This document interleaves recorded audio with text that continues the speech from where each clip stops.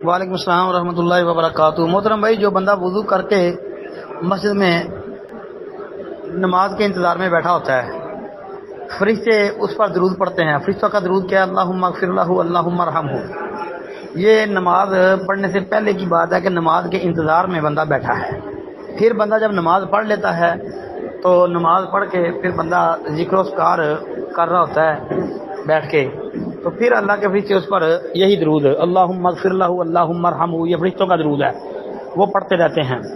हाँ, बाद रिवायतों में आता है कि उसका वुज़ू जब तक नहीं टूटता अल्लाह के फरिश्ते इसी तरह दरूद भेजते रहते हैं उस पर, उस बंदे पर, कि अल्लाह इसको माफ़ कर दे, इसके ऊपर रहम फरमा, अल्लाहुम्मा अग़फ़िर लहू अल्लाहुम्मा अरहमहू। फिर जब उसका वुज़ू टूट जाता है तो फिर वो उठ के जाता है, वुज़ू करके दोबारा वापस आके वहाँ बैठ जाता है, तो अल्लाह के फरिश्ते फिर उस पर दरूद पढ़ना शुरू कर देते हैं।